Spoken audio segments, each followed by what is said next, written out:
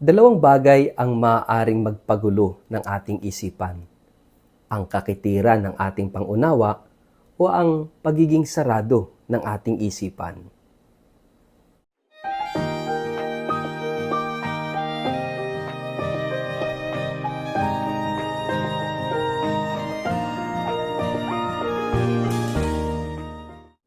Ang mabuting balita ng Panginoon ayon kay San Lucas. Nabalitaan ni Herodes na pinuno ng Galilea ang lahat ng mga nangyayari. Nabagabag siya sapagkat may nagsasabing muling nabuhay si Juan na tagapagbautismo. Sinasabi naman ng iba, nagpakita si Elias. May nagsasabi pang ang isa sa mga propeta noong unang panahon ay muling nabuhay. Ngunit sinabi ni Herodes, pinapugutan ko si Juan. Sino kaya ang lalaking ito? Marami na akong nababalitaan tungkol sa kanya. Kaya sinikap niyang makita si Jesus. Ang mabuting balita ng Panginoon. Word of the day, hear what God has to say. Mapagpalang araw po sa inyong lahat. Kumusta po kayo? Ang ating pong word of the day ay perplexed. Bago po tayo magpalalim sa ating pong reflection sa araw na ito, kayo po ay muli kong inaanyayahan na huwag kakalimutan na mag-like, mag-follow at mag-subscribe sa ating pong Facebook page at YouTube channel na Word of the Day. Ganun din po, pakishare ang video ito sa inyong kapamilya, kamag-anak, kaibigan, mga kakilala sa social media para po sama-sama tayo sa pagiging media evangelizers at online missionaries na nagpapalaganap ng salita ng Diyos sa mundo ng social media. At kung kayo po ay nakikinig ng Word of the Day sa pamamagitan po ng Radyo Maria, mapagpalang pakikinig po sa inyong lahat. Salamat sa ating mga subscribers at sa ating mga supporters ng Word of the Day. Mga kapatid, ikaw ba'y minsan nang naguluhan, nagulumihanan, nabagabag sa iyong buhay? I think this is always part of our life, no? Na tayo ay naguguluhan, tayo nagugulumihanan, hindi natin alam kung ano yung totoo, ano ang nangyayari, ano ang dapat nating gawin. So lahat ng ito ay bahagi ng buhay natin. Kaya tayo, naghahanap tayo ng ibang tao, magka-counsel sa atin, o kaya naman magbibigay sa atin ng kaliwanagan, no? Ng kaalaman upang kung ano man yung gumugulo sa ating isip, no? Ay magkaroon ng liwanag, magkaroon ng linaw. Kasi, ibig sabihin, when you are in that very situation, that you are perplexed, ikay naguguluhan, nagugulumihanan, nalilito, ibig sabihin, you are like in a dark situation. At kinakailangan mo ng liwanag. At yung liwanag na yon wala sa'yo, kaya hinahanap mo ito sa iba na may daladalang liwanag. Ang problema, kapag hinanap mo ang sagot sa maling tao, kapag hinanap mo ang sagot sa hindi credible, no, na magbibigay ng kasagutan dahil ang mangyayari nun ay baka mali rin ang sagot na ibigay sa iyo. Yung mga tanong mo, yung mga paglilinaw mo sa halip na matulungan ka, abay lalong lumabo, lalo kang maligaw. Kaya napakahalaga na isasangguni natin ang ating mga kaguluhan ng isip. Isasangguni natin ito sa tama na makasasagot dun sa credible na tao na sasagot sa ating mga katanungan. Kaya napakahalaga, no? Huwag tayong hahanap ng sagot, for example, sa fake news, sa mga nagpapakalat ng mga maling balita na mayroong mga hidden agenda kung bakit maling balita ang ipinakakalat.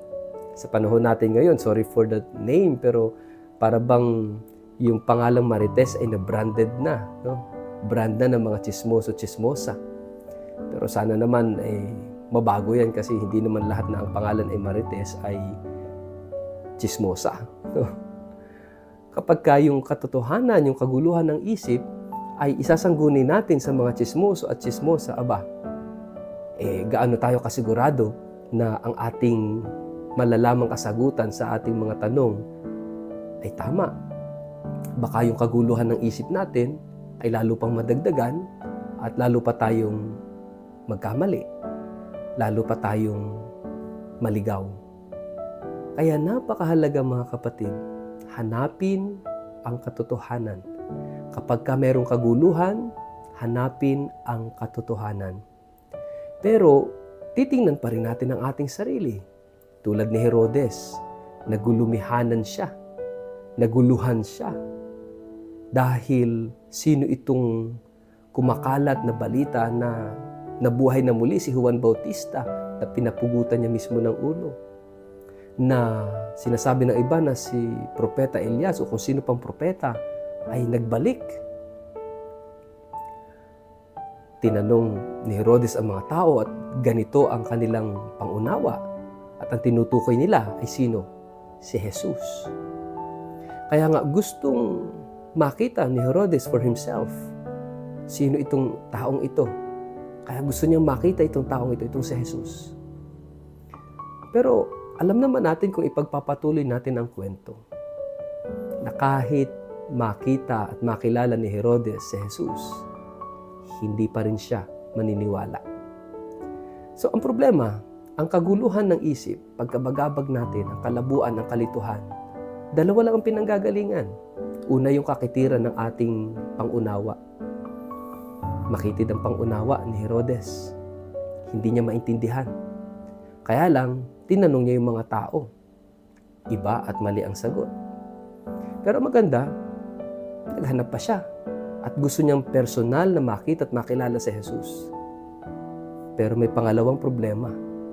At ito yung pangalawang dahilan kung bakit nagugulumihanan ang isang tao. Sarado ang isip. Ganyan si Herodes. Gusto niyang makita si Jesus, pero hindi siya handang maniwala. Kaya nga mga kapatid, no, kahit makita ni Herodes si Jesus, hindi pa rin siya maniniwala. Dalawa ang problema, kakitiran ng utak at katigasan ng puso, yung pagiging ayaw nating maniwala. Kung tayo ay may ugali ni Herodes, huwag tayong umasang magiging malinaw ang lahat sa atin, magiging totoo lahat sa atin. Palaging magkakaroon tayo ng pagdududa, pag-alinlangan, pagkabagabag, kalituhan, at kalabuan sa mga bagay, lalong-lalo na sa katotohanan.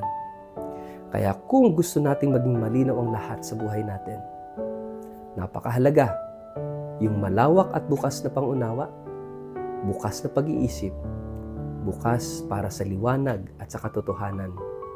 At yan ay si Jesus, ang katotohanan ng Diyos. Kaya sana po ito yung bagay na hilingin natin. Sana bigyang linaw ng Diyos ang lahat ng malabo sa buhay natin. Ang salita ng Diyos ay may kakayanang bigyan ng linaw ang lahat. Sa ngalan ng Ama at ng Anak at ng Espiritu Santo. Amen. Ama naming Diyos, salamat sa tanglaw, salamat sa liwanag na dala ng aming Panginoong Jesus. Nawa kami huwag nang bumalik sa dilim, kundi manatili kami sa iyong liwanag. Amen. Pagpalain po kayo at ingatan ng makapangyarihang Diyos, Ama at Anak at Espiritu Santo. Amen.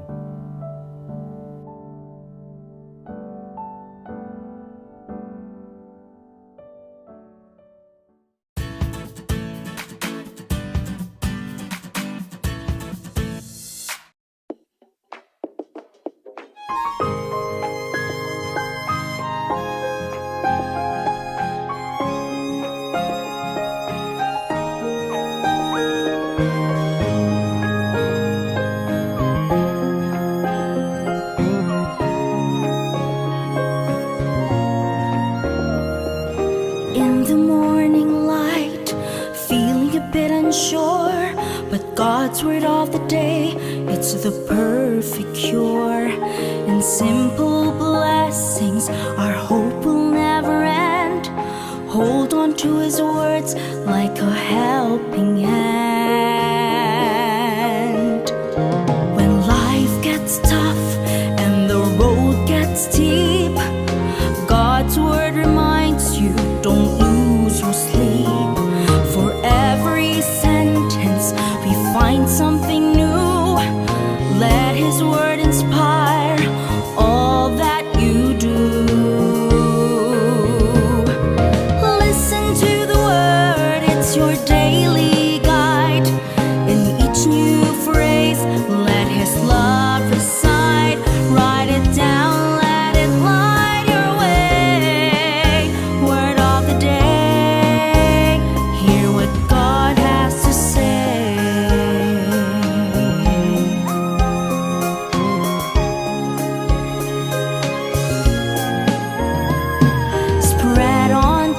kindness like butter on a bread. Forgive and forget, let go of what's misread. In your writing, let His love remains, for in the Word of God, fears fade. Listen to the Word, it's your daily guide. In each new phrase, let His love reside. Write it down, let it light your way. Word of the day, hear what God wants to say. Listen to the Word, it's your daily guide. In each new phrase, let His love reside. Write it down, let it light your way. Word of the day, hear what God has to say. Hear what God has to say.